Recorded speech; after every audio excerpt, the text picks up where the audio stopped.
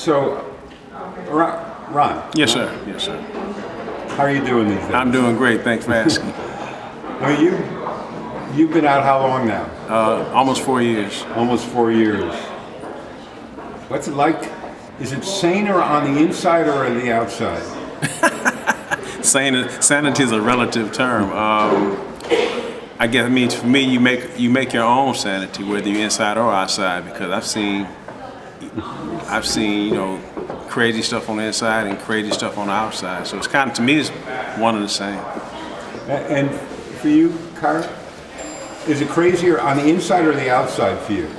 I think on the inside it was easier for me to shut it down, so on the outside it's a little more, I feel like it is relative, because obviously if I was shutting it down on the inside it was much crazier because I had to. I mean, Ron did 27 years, is that yes, right? Yes, sir, 27. So my friend Andy, who's the author of the book here, and his wife, I was on the phone with him last night until 3 o'clock and 3:30 in the morning. Wow. We were talking, and he said he could calculate, since he was in juvie, because he accidentally took somebody's. He was in a gang fight. Okay. And at 12, they were going to have a gang fight, and they gave him all the weapons because there was supposed to be no weapons. Right. And the story goes is that this one gang came around in the back and wanted the weapons, and he went into his bag and held up the thing, and the guy said, "You're not going to shoot. You're not going to do that. You're too much of a coward." Right, and he shot. He shot him by accident. Wow. He never even used a gun before. But he grew up in a family that was generationally incarcerated. His grandfather was during the Depression, didn't have any money, so what did he do? Where did you get money? Yeah. He robbed banks. Rob bank, bootleg. So what's interesting for me, and one of the things that I've been thinking about, is about the state of empathy. Ooh, man. Powerful. And socialization. If you don't know anything different, you've been brought up in an abusive home, and where people are yelling and screaming and hitting each other, and nobody has time to talk, nobody who can listen, nobody who cares. Right. What are you going to do? You're going to just act out. Absolutely. And yet, you don't know any different, so you wind up in the criminal and justice system, and what happens? You get victimized again. They continue to victimize you again. Right. So my question is, what are we missing? What does this say about us as human beings, that we've created these zoos? Well, one of my favorite sayings when I speak about this topic is that we have gotten away from being human. We need to put humanity back into being human. And we treat each other horribly. And it seems it has only gotten worse over the years. So I always advocate to people, just start treating each other more humanely. And we can solve a whole lot of the issues just by that one small token of that small act. Are you optimistic? Are you pessimistic? I'm very optimistic. I see the silver lining in anything. I don't agree with Donald Trump on anything, but I see a silver lining in what he's doing. And you? Are you optimistic, Karen? I'm very optimistic, and just going back to the human piece of it, I know we're also don't treat ourselves very well, which then we can't treat others very well, and I think it's just kind of perpetuates everything in this cycle of just being ugly all the way around. There's so much hope right now, because there's folks like Ronald here who can see that no matter what we've gone through, that there is hope, and we're just encouraging others by speaking out and being that hope for others, but also just in our own lives. And another part of that, it's a learned behavior. Yeah. The way we treat each other and the attitudes we have are all learned behaviors. And if we just put a little effort into not necessarily unlearning those, but learning new behaviors, we could go a lot farther. So what do you say to yourself and to the younger you? Oh dear. Go ahead. I mean, I have a much bit different background than Ronald here, but you know, for me, the younger me, love yourself. Love yourself. Now, you didn't spend as much time No. thinking about this as he did. Right? No, I did not. But I think it all, no matter where we come from, it just really goes back to that same solution. And I see that working with so many others and just my own peers and my own life. Are you, when you look at society and you look at the criminal injustice system, what do you think people of the future are going to say about us? Probably pretty much the same thing we say about the people, our ancestors of the past. They were barbarians and stupid. No, I think that, we learn, hindsight is always 20/20 vision. So as we move forward, I think that the future would say, there were some incredibly brave people under, incredibly harsh times, because, you talk about, having hope and being an optimist. And if you look at the state of our culture right now, it would seem pretty hopeless. It's not very much to be optimistic about. But I think that, we're overcoming that. And in the future, I think our, the people, progenitors are going to say, look back and look, wow, even under the adverse situation, they were able to, overcome. So my friend, Andy, who wrote the book with his wife on felinism, which is a word they coined, and I were talking last night, and he said two things that we've talked about before. He said that the defining moment in his life was empathy. What about you? Because he was a bad guy. Yeah. I mean, he was a bad boy. Well, for me, listen, mine is a little bit opposite, because my incarceration was a wrongful conviction. My conviction was overturned, and I was subsequently released by the court. So my initial anger and animosity about being locked up wrongfully, it took me 5 years to overcome that. And my light bulb moment, so to speak, was a book that I read called Visions for Black Men by Dr. Naeem Akbar. And it taught me empathy, the empathetic part that you talked about. It taught me self-responsibility, self-reflection, and it taught me a sense of what I owe to my community and to myself. So for me, it wasn't, I had empathy, but it became from a different area, because I was angry for being incarcerated wrong, not for necessarily being an overall bad guy. I wasn't an angel, but I wasn't guilty of what they charged me with. I was guilty of plenty of other stuff that I had never been charged with. However, that's what karma is. You get what you hand out. So karma dealt me the hand that I got.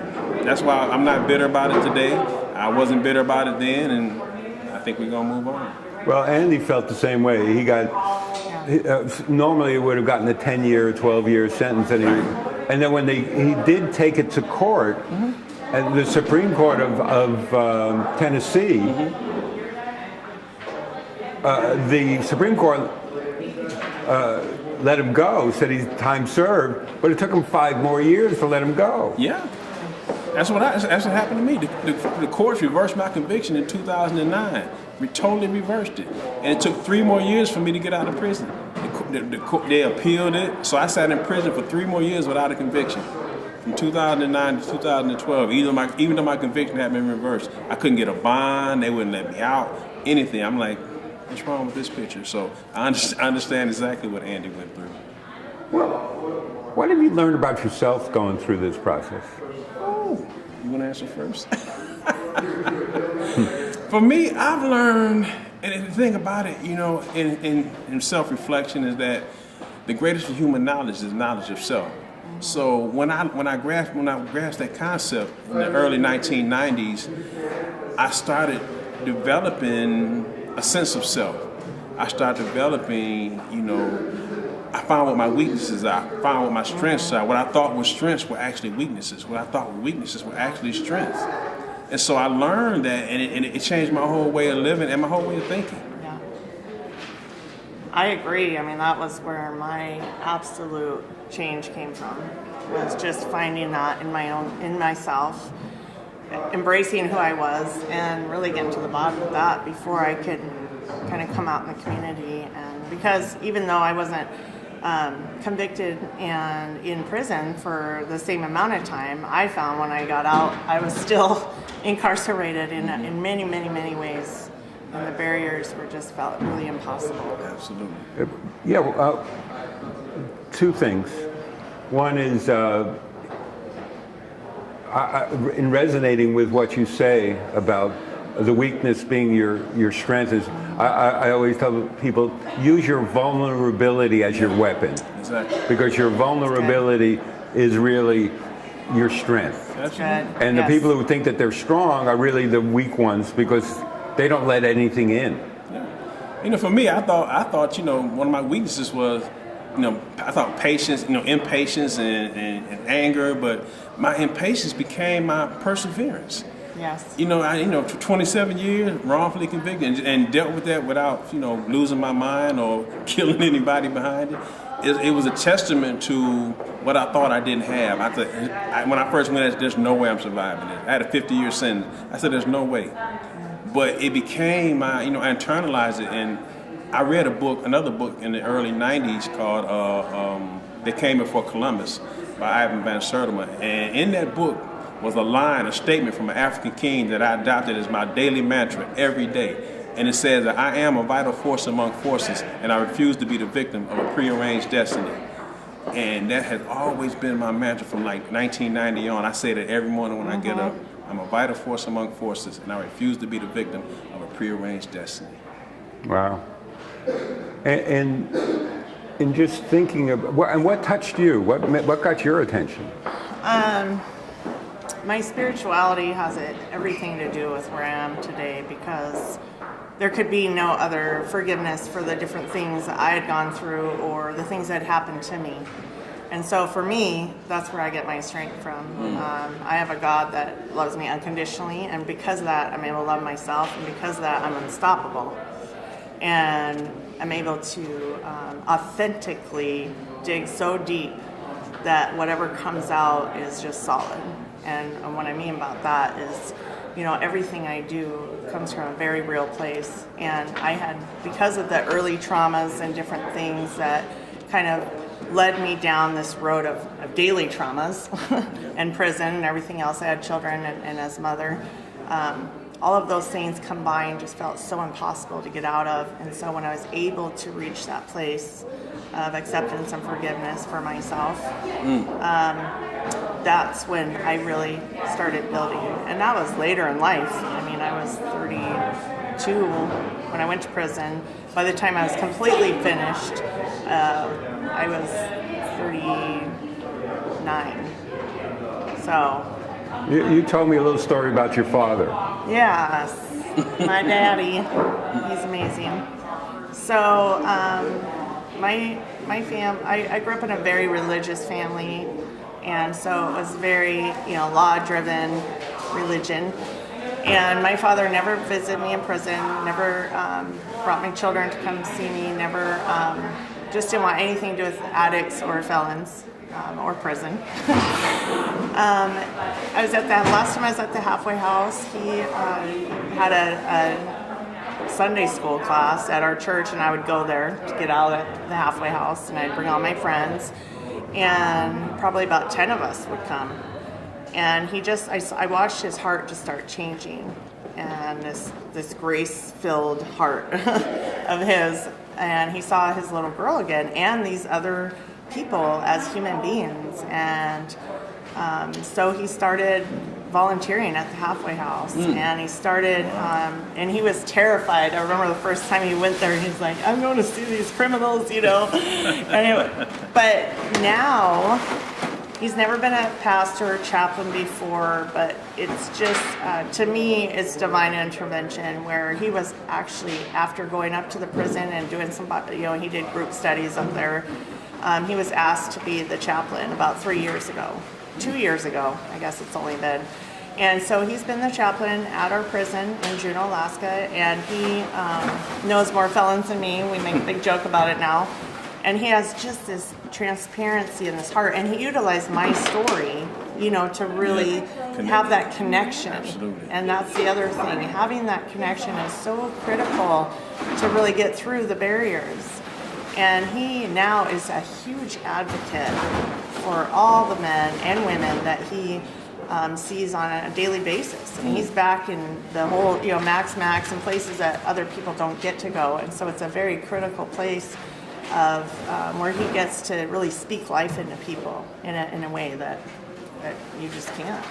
And then I get the opportunity to join him for some. I'm a felon, and I get to go to those places just because my dad's the chaplain, but also because I've built relationship with corrections and different things I do in my professional and personal life.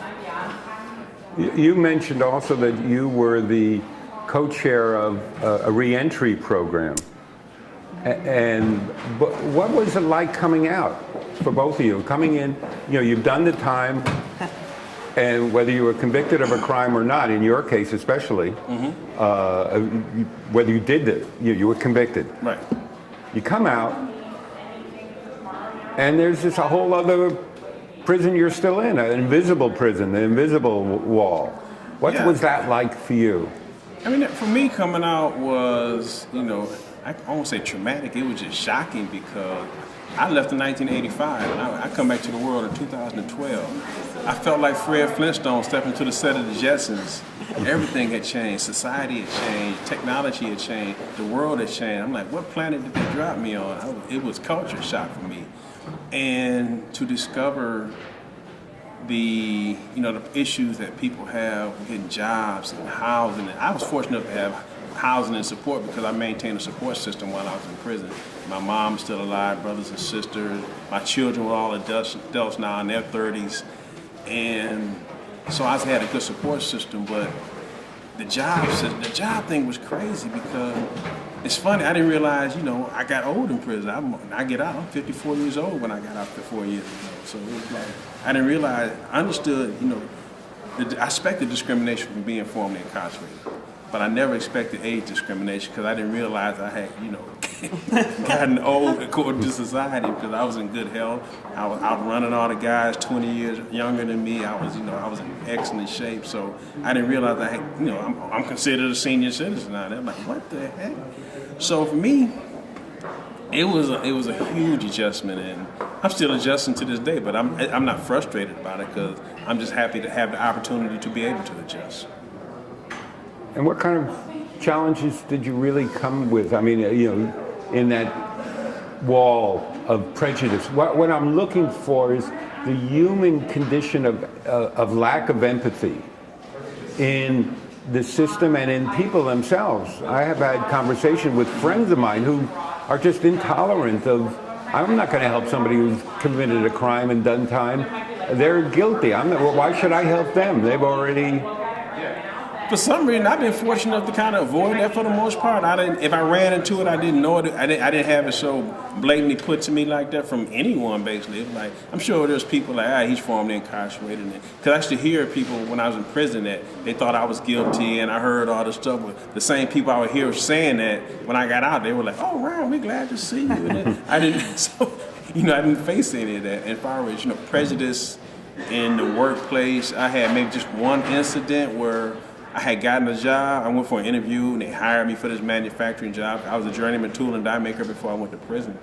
And so I had gotten a job. I thought I did. So 2 or 3 weeks later, I show up when I was supposed to show up, and I didn't have the job. And I didn't realize no one would tell me why. They wouldn't come see me. They wouldn't interview me. They wouldn't answer my calls. So I finally called up with an HR person, human resources person, on the phone that I kind of knew personally, and she told me what was going on. She said, well, even though you talked about being formerly incarcerated and they said they were okay with it, after you left, they weren't okay with it. So and you ran into that not in my backyard with your projects. Could you talk a little bit about that? Really? Wow. So I'm involved. Well, I'm the director of Haven House, which is a home for women coming coming home after incarceration, and when we decided to buy a house, we found the house perfect location, middle class neighborhood, right down off a mountain, 6 bedrooms, and we were having a neighborhood meeting, and at the time, I was just very naive. I mean, I had gone through my own things. I'd been out a couple of years, and going into that meeting, there were signs in every single yard saying right idea, wrong place on 2 streets, and then we were on this kind of street that was at the bottom of a mountain, and so both streets going down to it had signs. There's probably, I want to say 60 signs in the neighborhood, and then they had a 2 vans out in front of the house with big sheets that said, right idea, wrong place, little baby handprint saying, please Haven House, not here, things like that. And I was blown away. They all came into the meeting with little buttons, and, I took it really personally at first because I felt like they were talking about me, and they were talking about women they had never even met. I had neighbors come up to me, tears in their eyes, just, you're doing such a great thing, you're doing such a great job, just not right here. We donated to your organization. They felt like they had been duped almost, Wow. And so that was the start of where I am today. We were in litigation for several years, and then we were able to get a conditional use permit specifically for people who have criminal record, who are reentering.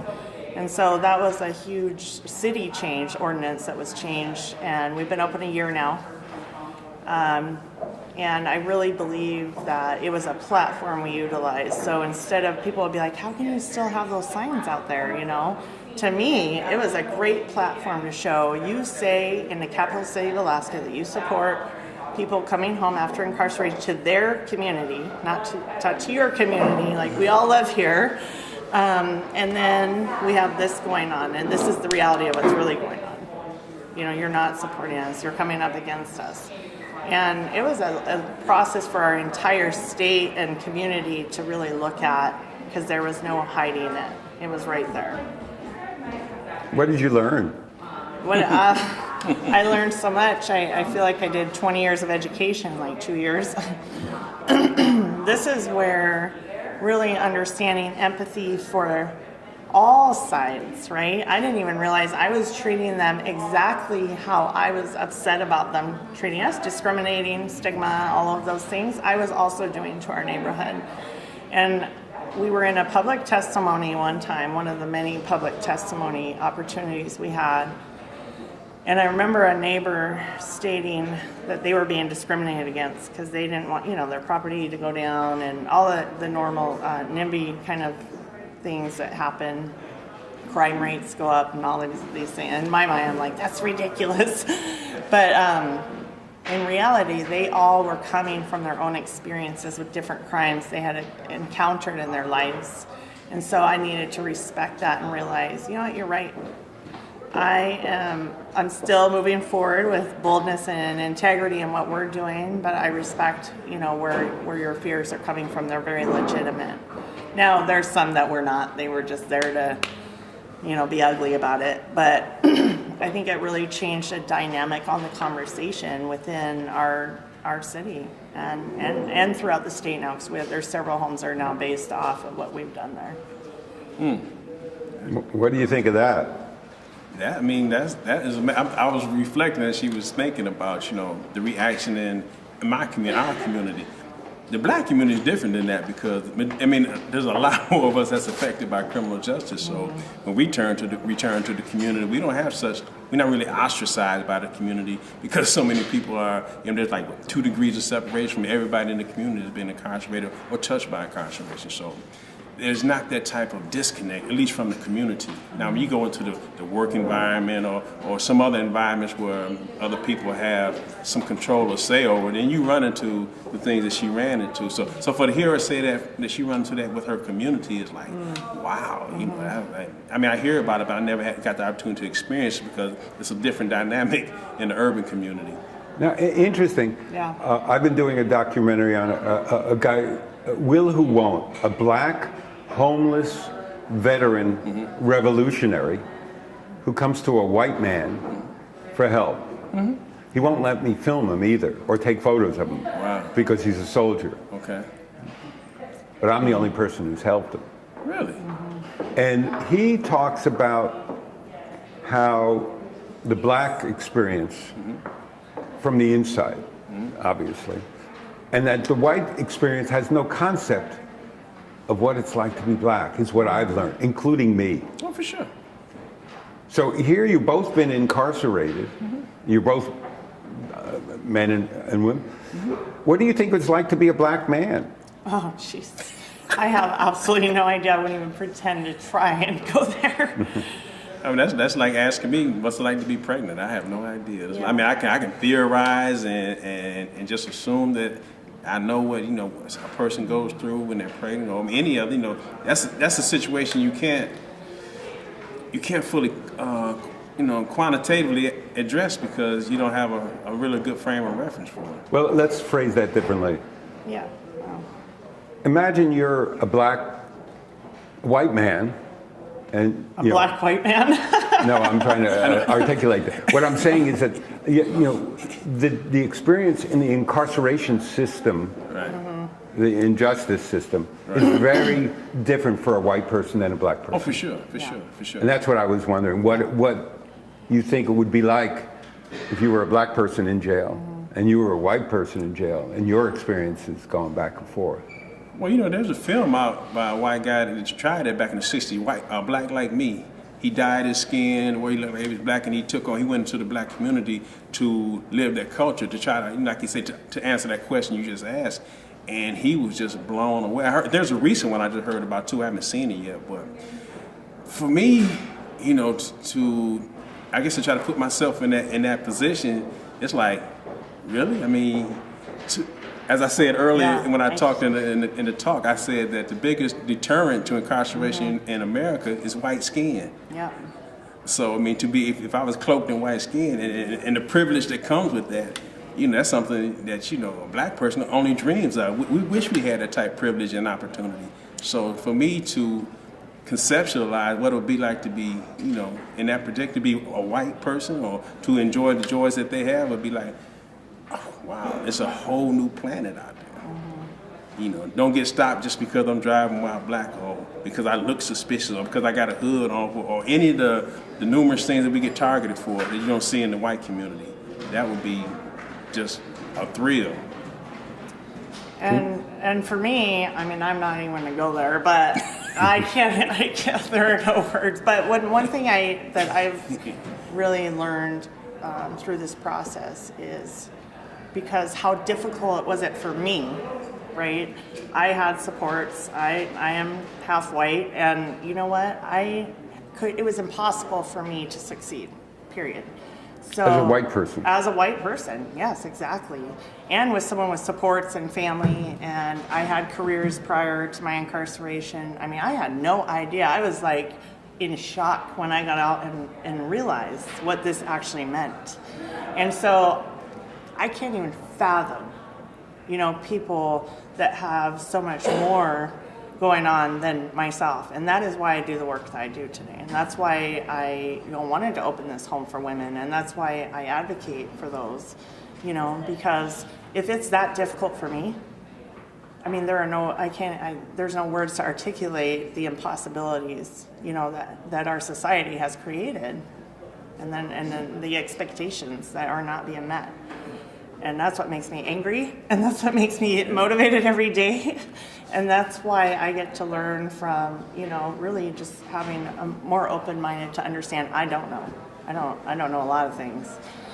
And Ron, since you've been out, what have you been up to? Well, when I first got out, prior to prison, I was a journeyman tool and die maker at General Motors. I was a auto mechanic certified, worked on cars. So when I came home, that was my first livelihood. My youngest brother had opened a shop in Flint, Michigan, where I was from. And so I worked on cars to support myself. Then I got a part-time job with an organization called American Friends Service Committee, the Quakers, international peacekeeping and social justice organization. And then I got the job that I have now with an organization called Just Leadership USA. which is committed to cutting the prison population in half by 2030. I went through their leadership development training a year ago, and which she's going through now. And after I graduated, they offered me a position, to be alumni associate, to engage all the other fellows that had gone through and the one that's coming through now. So it's been a real heady time. I get to travel across the country speaking about criminal justice reform. I get to share my story of incarceration, of my son being killed while I was in prison by a 14-year-old juvenile. So it's been a real enlightening and heady time for me. What are we missing? What do we need to learn here about both going back to the state of empathy? What is missing? How do we have? To me, the criminal injustice system is an indictment on society, on all of us. Yeah. We're missing the one you talked about, spirituality earlier. Now, so I'm gonna inject a little religion into it. The whole notion of the golden rule, treating each other as we want to be treated. So, I always tell people, would you want to be treated the way that, that these people in prison are being treated? Would you want to suffer the traumas and harms that's being inflicted by a system on people to be, inflicted on you? And it's hard for people to conceptualize that, but it's like, just think, how would you want to be treated? It's as simple as that. But yet we still have a lot of racism-like prejudice against felons. Yeah, well, that's part of the human condition.